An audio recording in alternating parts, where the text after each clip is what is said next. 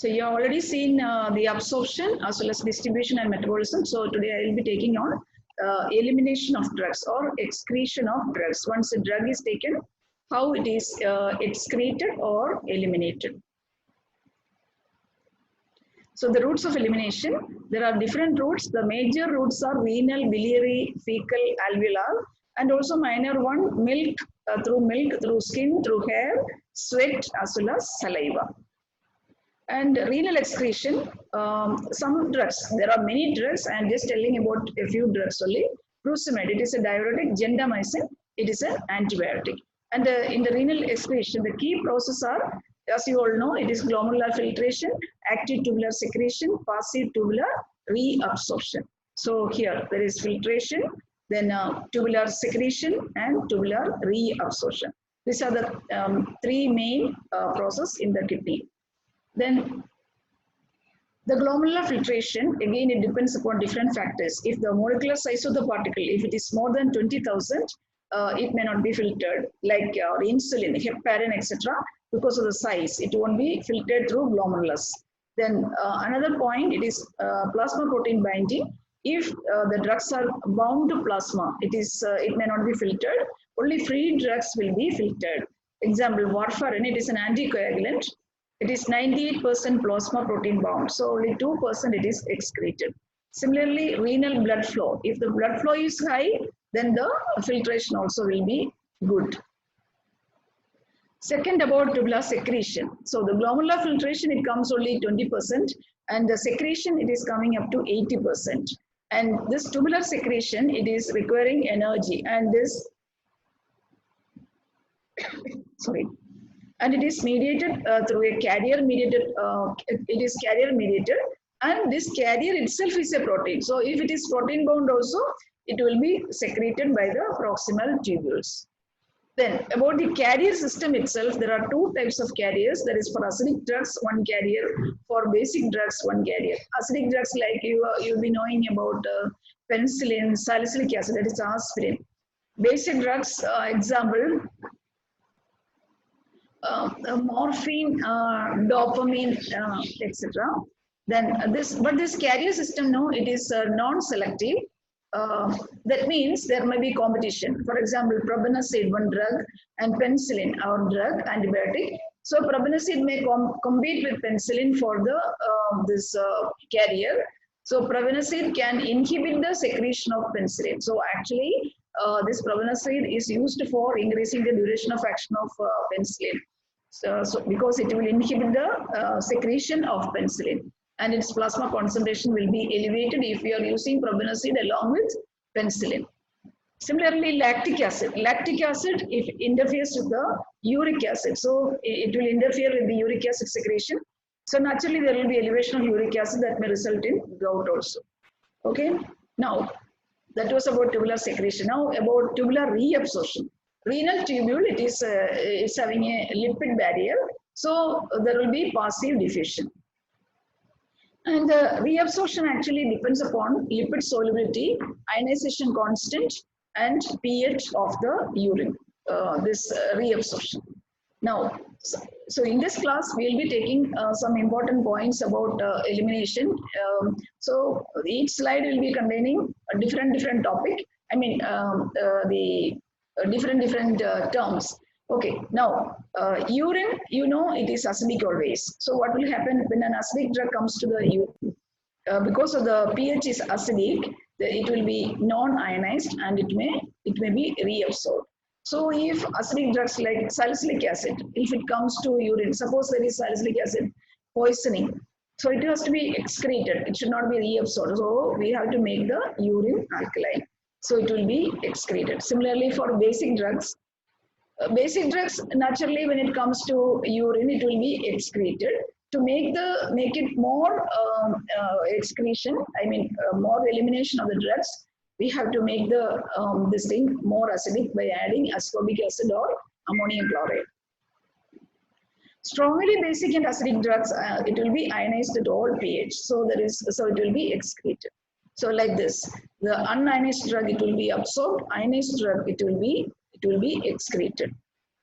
So in short, amount of drug excreted, so amount of the drug excreted, it is equal to sum of the total amount filtered and secreted minus the amount we absorbed. Understood? So amount excreted will be sum of the total amount filtered and secreted minus the amount reabsorbed. Are you all following? Just now? Yes, ma'am. Are you following? Yes, ma'am. Okay. So you have to listen carefully. In between, I will be asking questions also. Please listen, pay attention. Then another route of elimination, it is biliary excretion. And you have already studied about enterohepatic circulation. So the drugs that are excreted through bile, example, quinine, D-tuberculin. Quinine is the one drug that is used in malaria. We will see everything later. So about the enterohepatic circulation, the drugs, when it is absorbed, it will come to the liver and it may come again to intestine and again it will be reabsorbed. That is one, that is called enterohepatic circulation. Or some drugs, it will come to liver, undergo metabolism like glucuronides.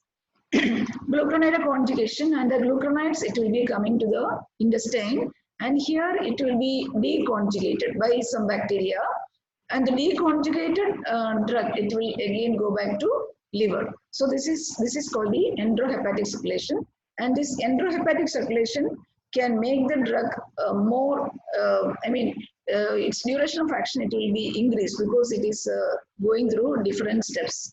So that is about the enterohepatic circulation. Now, examples are digitoxin, vitamin D3, etc. So I was telling glucuronides, they will be deconjugated. Example, thyroxine, chloramphenicol. So just please listen only, because all these things we will be studying in detail when you come to the topic of these drugs, thyroxine, chloramphenicol. There also we will be taking everything like this. Then one point about morphine. Morphine, the drug itself is alkaline. Suppose there is morphine poisoning. So usually in poisoning, we will do the gastric lavage. Gastric lavage means we are just cleaning the stomach. So, okay, like this. So this is a picture of gastric lavage, removing the drug inside the stomach that is taken. So, but the thing is that morphine, it is alkaline. And if we are not completely removing the morphine from the stomach by gastric lavage, what will happen? This morphine, it may come to intestine. It will be go down and it will be coming to intestine. Intestine, it is actually alkaline. So what will happen? So alkaline, alkali as well as alkaline. So it will be poor ionization, or it will be reabsorbed, unionized, and it will be reabsorbed. So we have to be very careful when we are doing the gastric lavage for morphine poisoning, which is alkaline. Now, other examples, fecal elimination, examples, drugs are magnesium sulfate, neomycin, etc.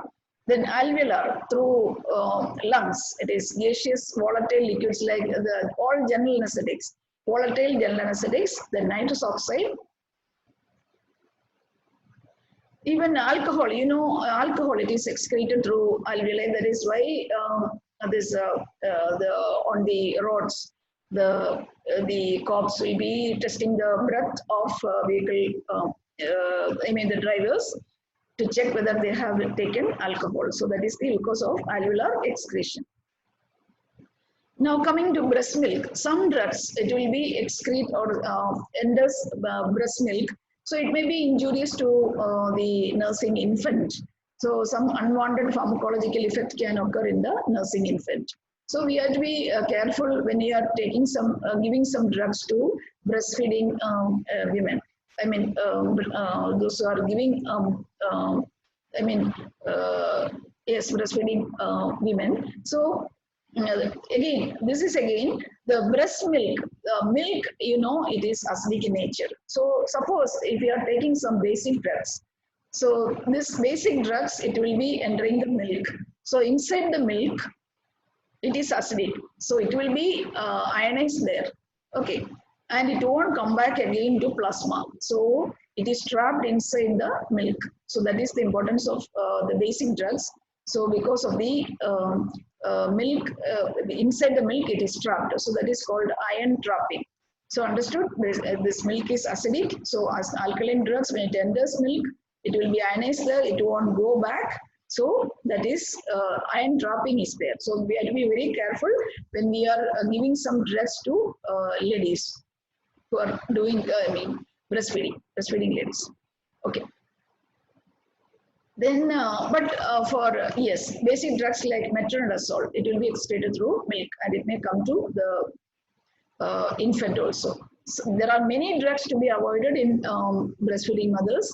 Some example, it is nitrofurantoin, cotrimoxazole, these are all antibiotics. We will see later all these, the names of these drugs. Then there are also some unimportant routes through which the drug is excreted: skin, hair, sweat, saliva, etc. Then through keratin precursor cells, that is griseofulvin, there is an antifungal drug. Then hair follicles, it is arsenic, mercury, etc. Then saliva, it can be iodine, then phenytoin, lithium, etc. Sweat, it can be urea. So this arsenic, it is secreted through hair follicles, hair. If there is arsenic poisoning or if there is arsenic in the body, if you check hair follicles, we can the arsenic amount can be detected. And who is this person? Anyone can identify? Hello. Napoleon Bonaparte.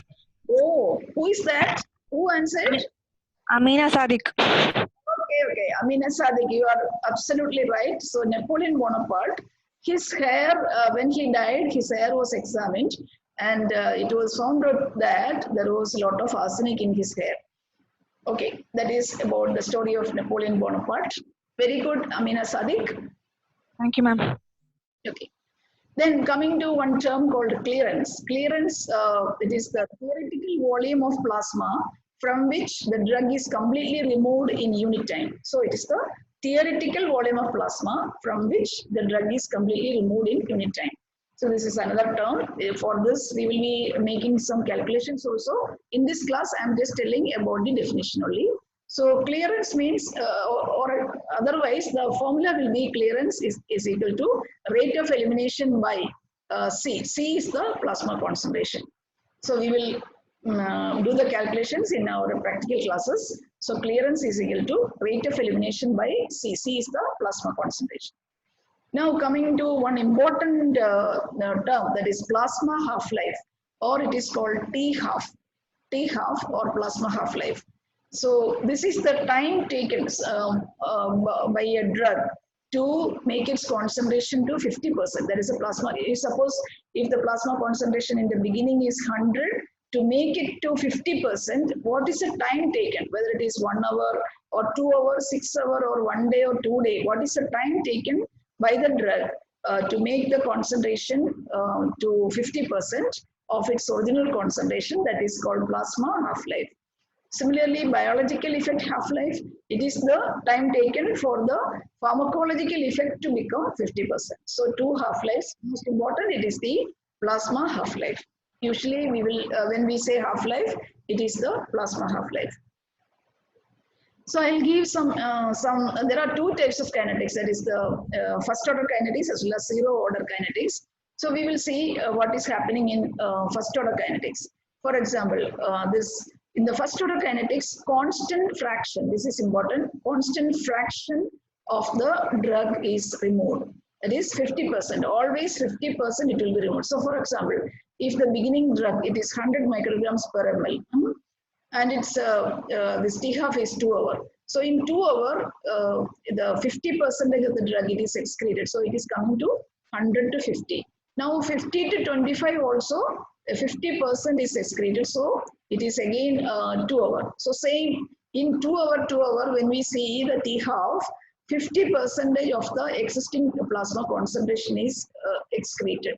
So 100 to 50 is in 2 hours, 50 to 25 is in 2 hours. So the plasma, this T-half is actually, it is constant because same fraction it is excreted. So in first order kinetics, rate of elimination is directly proportional to the plasma concentration, and it is constant also, this half-life.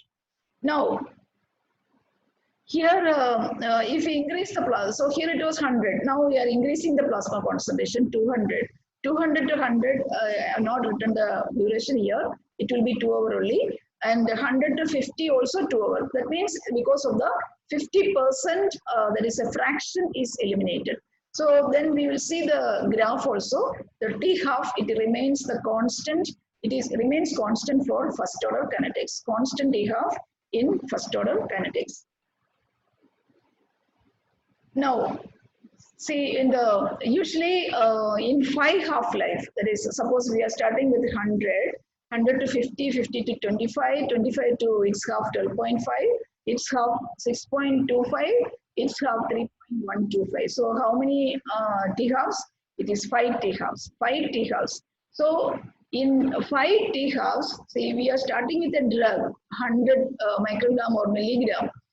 After 5 T-half, almost 97% of the drug will be eliminated. Only 3% will be remaining.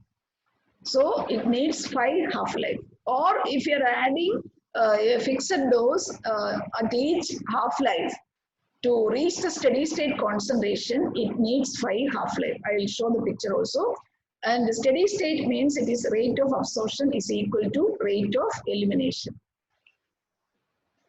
And we have to maintain the steady state plasma concentration to have effective therapeutic range. Okay. And if the dose is double, duration of action will be prolonged for 1 more half-life. Okay, I'll show you the picture. So this is the steady state effective plasma concentration. So this is the therapeutic range. So any drug, it has to reach this for a particular drug. There is a level, there is this steady state plasma concentration, SSPC, that is steady state plasma concentration level. In that level only, it is effective therapeutically. So for example, I was telling, if you are starting with 100, so it is 97%, it is actually removed by in 5 half-life, 1, 2, 3, 4, 5. Okay, suppose we are adding, see, the beginning drug was 100. Now it has come to 50. Again, in this level, again we are giving the drug 100. It is 150. And its half, it is 75. Here we are adding again 100, 175. Its half is 87. We are adding 100, 187. Its half like this. Then 100, 194. Its half is 97. So it takes 5 half-life. If you are adding a drug at constant fixed intervals of the half-life, if you are adding, it requires 5 half-life to reach the steady state concentration. After that, if you are adding 100, 197, here 100, 198, 100, 199, there is not much change. Because here the rate of absorption is equal to rate of elimination. So it requires 5 half-life to reach the steady state concentration. So this for any drug, it has to reach the steady state concentration to give the effective therapeutic effect. So that is the steady state concentration. Okay. Now I was telling, if a drug is doubling the dose, it needs 1 more T half. For example, 100 to 50, it is 1 half-life. 50 to 25, it is another half-life. But if you are doubling the dose, 200 to 100, it is 1 half-life. 100 to 50, it is another half-life. 50 to 25, another half-life. So if you are doubling the dose, the T half is extended by 1. So if it is 2 T half, it may be increased to 3 T half. Then there is a formula for calculating T half. T half is equal to 0.693 by K. 0.693 by K. Okay, calculations we will see later. And K is the fraction of the total amount of the drug in the body which is removed per unit time. Okay.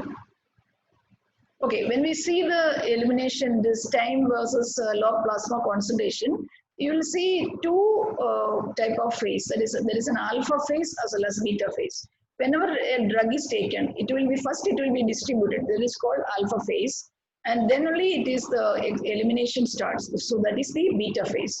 So whenever we say elimination T-half, we are telling about the beta phase only. We are not referring to the distribution or the alpha phase. So there is two phases, alpha phase as well as beta phase.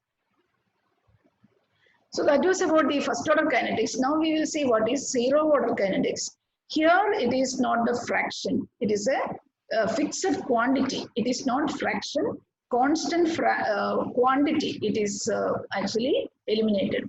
For example, 50 microgram, starting with 50 microgram, each time 25 microgram is eliminated. It is not 25%, 25 microgram. So 50 to 25, 1 hour, 25 to 0, it is another 1 hour. So here, because the amount is actually, it is only fraction.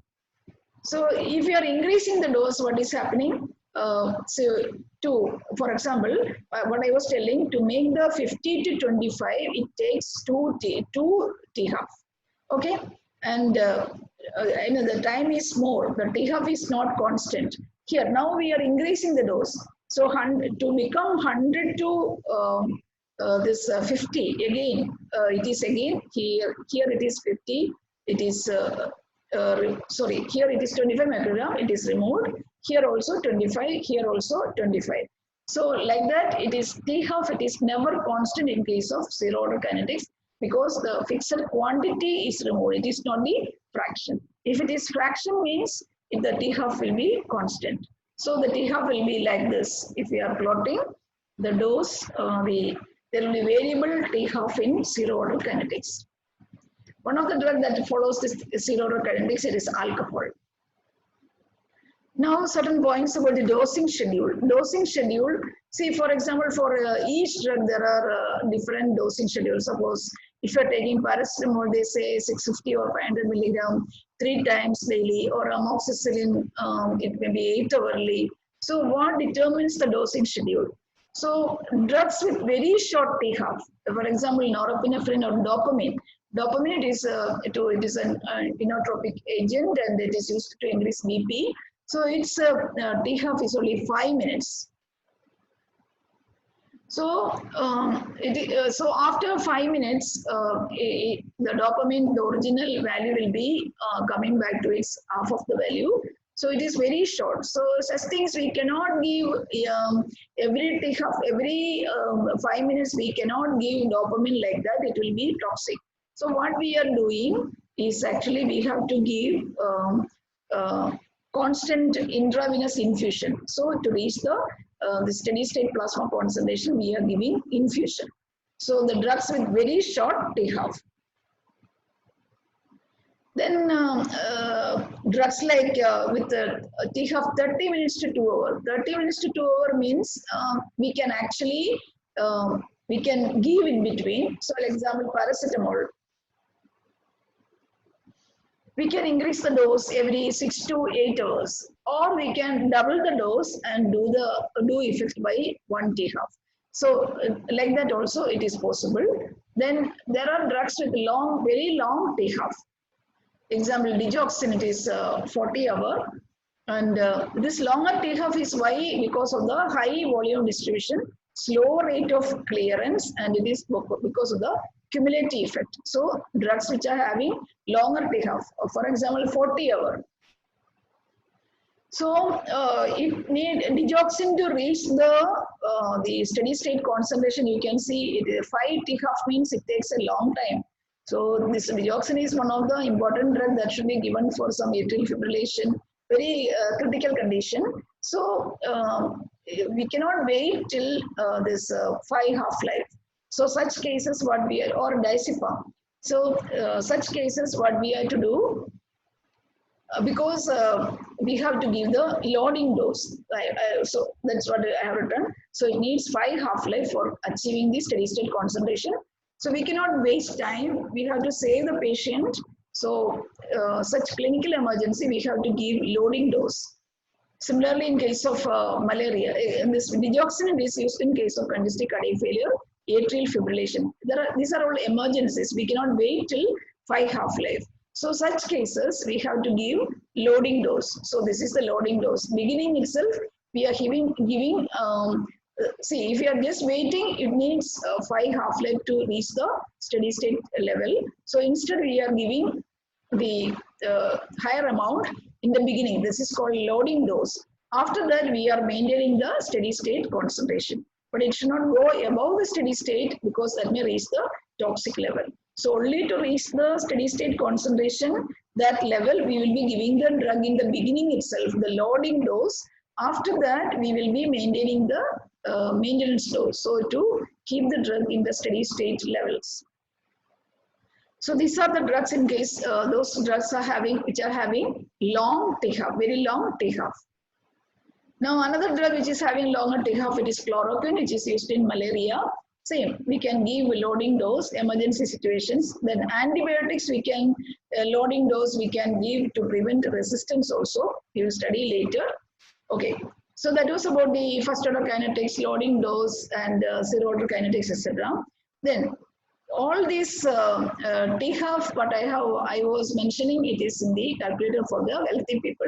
But the T-half may be altered in kidney diseases as well as liver diseases.